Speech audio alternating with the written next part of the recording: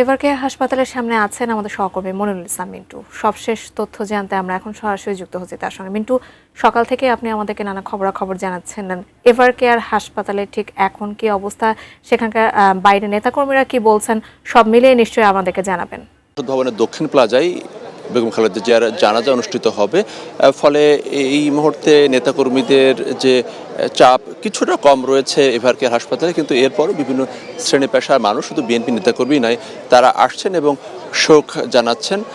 এবং সেই সঙ্গে তারা বলছেন যে বেগম জিয়া শুধু একজন একটি দলের প্রধানই ছিলেন না, বরং তিনি বাংলাদেশের একটি ঐক্যের প্রতীক ছিলেন এবং তার চলে যাওয়া সেটি বাংলাদেশের রাজনীতির জন্য, গণতন্ত্রের জন্য একটি অপূরণীয় ক্ষতি, এবং সবাই শোক জানাচ্ছেন। এবং রাষ্ট্রীয়ভাবে যেহেতু 3 দিনের শোক জানানো হয়েছে এবং আগামীকালকে সাধারণ ছুটি, এবং বিএনপির পক্ষ থেকে 7 দিনের শোক কর্মসূচি ঘোষণা করা হয়েছে।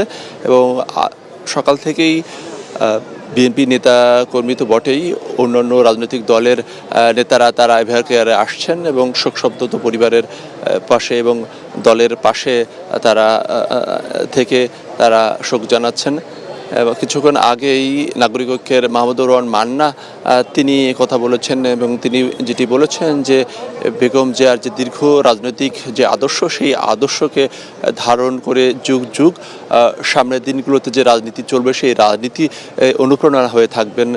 তার আগে কথা বলেছেন বিএনপি নেতা রুহুল কুদ্দুস তালুকদার দুলু, এবং এর আগে তিনি কথা বলেছেন খায়রুল কবির খোকন। এরকম আসলে বিএনপি নেতারা তো বটেই, অন্যান্য রাজনৈতিক দলের নেতারাও তারা বক্তব্য রাখছেন, এখানে কথা বলছেন। আমরা একজন সাধারণ মানুষ যারা এসেছেন একেবারে বেগম জিয়ার প্রতি ভালো লাগা থেকে ভালোবাসা, অশ্রুসিক্ত, তাদের কয়েকজনের সাথে আমরা একটু কথা বলতে চাই। বেগম জিয়া চলে গেছেন, তার নীতি আদর্শ বাংলাদেশের রাজনীতিতে কিভাবে ধারণ হবে বলে মনে করেন? আসসালামু আলাইকুম। দেশনেত্রী বেগম খালেদা জিয়া, উনি 3বারের প্রধানমন্ত্রী। উনি এই দেশের জন্য অনেক কিছু করেছেন, আমরা সবাই দেখেছি। উনি খুব মর্মাহত। উনি আজকে সকাল 6:30-6:30 দিকে ইন্তেকাল করিয়াছেন। আমরা শুই না, আমরা সবাই দৌড়াই আসছি। উনি এই দেশের জন্য উনি বিদেশ যান নাই, উনি এই দেশের মাটিতে থাকতে চেয়েছিলেন, উনি এই দেশের জন্য কিছু করতে চেয়েছিলেন এবং করেছেনও, এটা আপনারা সবাই দেখেছেন।